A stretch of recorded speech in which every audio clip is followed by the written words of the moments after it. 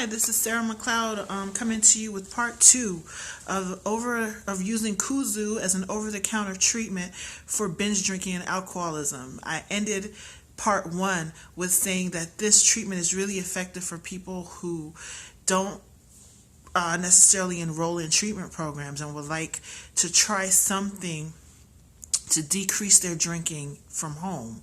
I did a little research on the herb itself. 1,000 milligram pills are available of kudzu on Amazon.com for as little as $20 a bottle. But I also wanted to make note of the fact that the study that I talked about in part one was actually done on binge drinkers. Binge drinking meaning they might just drink once in a while. And when they do, they drink in excess. That does not necessarily mean that study is effective for chronic drinkers. And by chronic drinkers, I mean these are the people who normally enroll in treatment, and they probably drink throughout the day in order to keep away alcohol withdrawal symptoms of shaking and whatever other symptoms they may experience from not having a certain amount of alcohol in their bodies. Oftentimes these people are actually prohibited from living a normal lifestyle.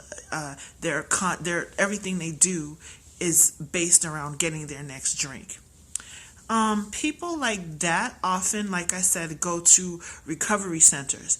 And there's actually a recovery center called the Center for Integrative Medicine in Encinitas, California.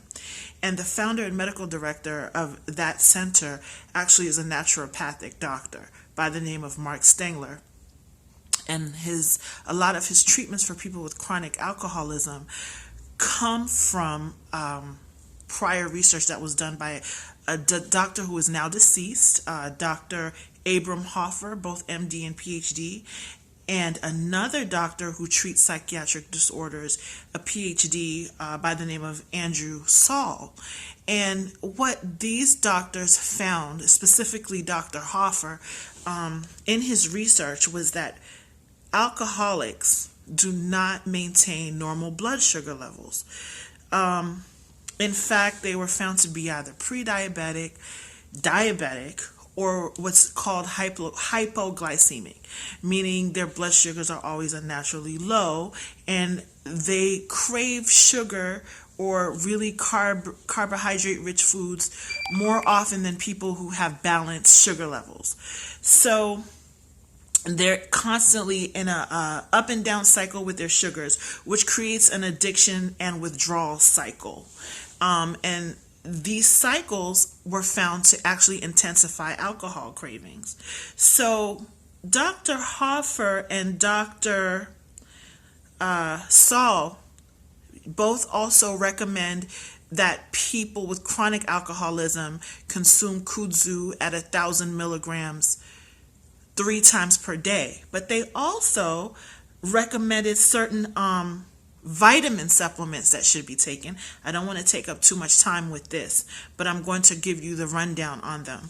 The first vitamin that a chronic alcoholic would benefit from taking, and they're actually given this in their treatment center in California, is a high potency B complex vitamin, because that vitamin has been found to restore normal liver function and ease alcohol cravings in addition.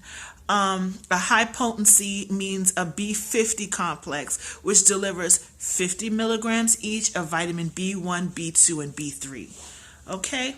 Now, as far as vitamin B1 has been found to break down alcohol, sugars, and carbohydrates in the bloodstream. And at least 100 milligrams of vitamin B1 should be taken separately in addition to the B50 complex. Vitamin B3, also known as niacin, is helpful in reducing alcohol cravings also, but it stabilizes the mood and reduces the effects of alcohol toxicity in the brain. A side effect of the niacin, also known as vitamin B3, is that it can cause facial flushing. So a person might feel their face get really hot after an hour, or if they're pale, their skin is pale, they might find it looks red. And if they're recommended to have their liver enzymes monitored while taking the niacin, in case they're taking too much or too little, it can be regulated by a physician. Vitamin C was also recommended and is also given at the treatment center for chronic alcoholics.